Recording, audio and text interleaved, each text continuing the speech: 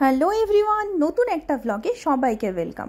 আজকাল না ঘুম থেকে উঠেই প্রথমে আগে দেখতে আসি যে আমার ছোট্ট ছোট্ট চারা গাছগুলো ঠিক কতটা বেড়ে উঠেছে। আর এই যে গাছটা দেখছো, এই গাছটাও কিন্তু ছোট্ট অবস্থায় এনেছিলাম, এও কিন্তু অনেক বড় হয়ে গেছে। আর এই দেখো আরও 2-3টে নতুন চারা গাছ বেরিয়েছে, আর আগের চারা গাছগুলো একটু মাথা চারা দিয়ে উঠেছে। এই সমস্ত দেখতে দেখতে এটাও নজরে এলো যে আজকের দিনটা কিন্তু বেশ মেঘলা। আর আজকের ব্রেকফাস্টে হচ্ছে চিজ অমলেট আর কালকে রাতে ভেজানো ড্রাই ফ্রুটস। ব্রেকফাস্ট করার আগে আমি যেটা খাই সেটা হচ্ছে রাতে ভিজিয়ে রাখা চিয়া সিডস আর বেসিল সিডস। দুজনেরই ব্রেকফাস্ট হয়ে গেছে। আর রোজ বিছানাটা কিন্তু সৌরভ খুব ভালোভাবে গুছিয়ে দেয়, এই দেখো পুরো টিপটপ।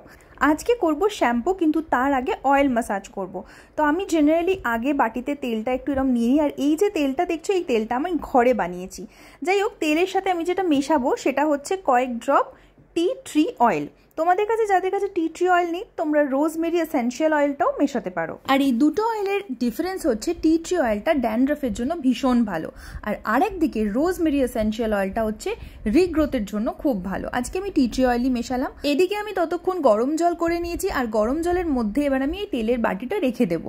3-4 মিনিট রাখার পরে কিন্তু তেলটা বেশ ভালো গরম হয়ে যায়। যেদিনকে আমি শ্যাম্পু করি সেদিনকে আমি আর একটা জিনিসও করি, সেটা হচ্ছে আমার রোজের ব্যবহারের কোম দুটো আমি সেদিনকে ভালো করে ধুতে দিয়ে দিই। এই মগটা আমি কোম ধোয়ার জন্য রেখে দিয়েছি। এই মগের মধ্যে আমি নিয়ে নিলাম একটু লিকুইড সাবান, আর তার মধ্যে আমার ব্যবহারের দুটো কোম। এগুলোকে সারা রাত ভিজিয়ে রেখে দেবো এবং কালকে আমি ভালো করে ধুয়ে নেব। আর ওইদিকে আমার তেলও গরম হয়ে গেছে, এই দেখো, দেখে বুঝতেই পারছো তেলটা ভালোই গরম হয়ে গেছে। আর it's always recommended hot oil massage করাটাই চুলের পক্ষে ভালো, আর তাতে ব্লাড সার্কুলেশনটাও খুব ভালো হয়। আমি এসে গেছি বারান্দায়, তেলটা বেশ ভালোই গরম আছে, আর বারান্দায় বসে বসে আমি এখন করব হেয়ার অয়েল। তোমাদেরকেও একটাই কথাই বলবো, যেটা হচ্ছে এই যখন হেয়ার অয়েল ম্যাসাজটা করবে চেষ্টা করবে একটু হাতের টাইম নিয়ে ভালোভাবে করতে। যেরকম পার্লারে দেখবে যখন হেয়ার অয়েল ম্যাসাজ করা হয় আমরা ব্যাপারটাকে খুব ভালো করে ফিল করি। এটা ঠিক, নিজে যখন ম্যাসাজ করা হয় অত ভালো করে ফিল করা যায় না, তবুও আমি চেষ্টা করি ভালো করে টাইম নিয়ে হেয়ার অয়েলটা ম্যাসাজ করতে। প্রথমে অয়েলটা ভালো করে সারা স্ক্যাল্পে এবং চুলে লাগিয়ে নিলাম, এবং এখন যেটা আমি করছি সেটা হচ্ছে ভালো করে ম্যাসাজ করে নিচ্ছি। যত ভালো করে ম্যাসাজ করবে তত ব্লাড সার্কুলেশনটা ভালো হবে। এবং এবার আমি খোপা করে চুলটাকে এরমভাবে রেখে দিলাম। এইদিকে আমি এখন খাবো হচ্ছে ফ্রুটস। আপেলগুলো কেটে নিয়েছি, আর এই মুসাম্বিটা করব জুস। ওইদিকে আজকে এসে গেছে একটা পার্সেল অ্যামাজন থেকে। কি কিনলাম সেটা তোমাদের একটু পরে দেখাচ্ছি। লাঞ্চটা আজকে একদম সিম্পল রাখবো। আলু ভাজা, ডাল সেদ্ধ, বিট বাটা আর মাংস একটুখানি আছে, মানে আগের দিনের চিকেন। তো এখানে চলছে আলু ভাজা, আর সৌরভ এখানে ভাত বসাচ্ছে, আর ওদিকে আমাকে আলু ভাজাতেও হেল্প করে দিচ্ছে।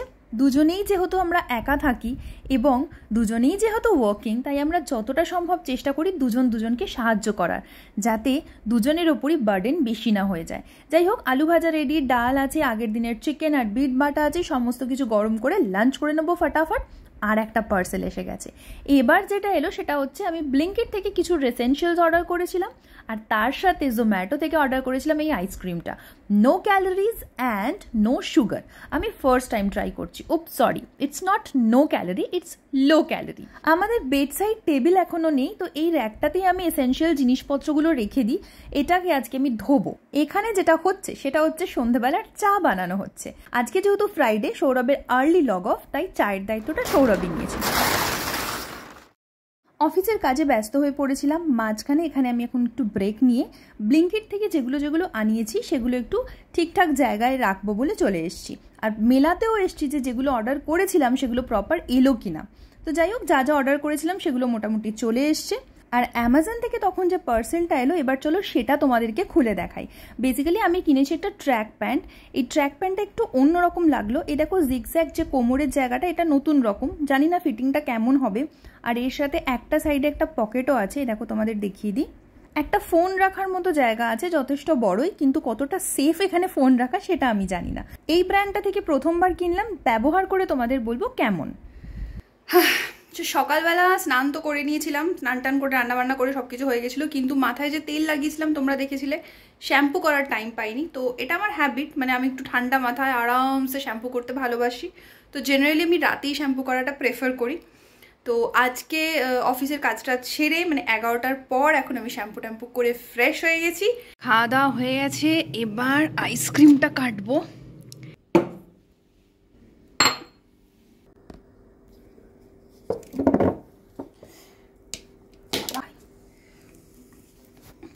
দেখতে তো ইয়াম লাগছে, বাট প্রথমবার এরকম নো সুগার লো ক্যালোরিজ আইসক্রিম ট্রাই করছি। লেটস সি কেমন হয়।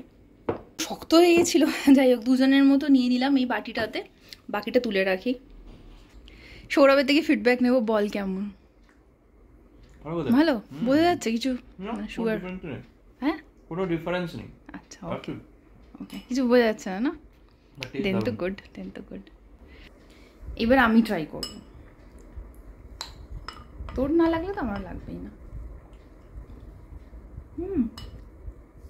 নাইস, বল একই রকম দেখতে, বাট বেশি ভালো লাগে, এটা ফ্লেভার আছে না কিরকম কিসের একটা ফ্লেভার লাগছে, ড্রাই ফ্রুটসের একটা ফ্লেভার লাগছে না? এটা বুঝতে পারছি না, ভালো লাগছে। হ্যাঁ ভালো লাগছে। যাই হোক, তো এখন আইসক্রিম খেতে খেতে দেখছি টিভি।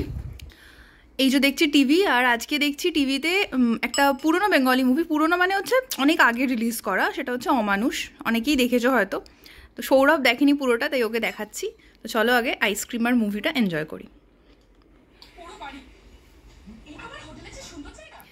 তো আজকের এই ব্লগটা এই অবধি রাখছি। আজকের এই ব্লগটা যদি ভালো লেগে থাকে তাহলে please do like, do share and do subscribe my channel. ভালো থেকো, সুস্থ থেকো, ভালো রেখো নিজের মনকে, আর stay blessed, stay tuned, stay pretty. Bye by.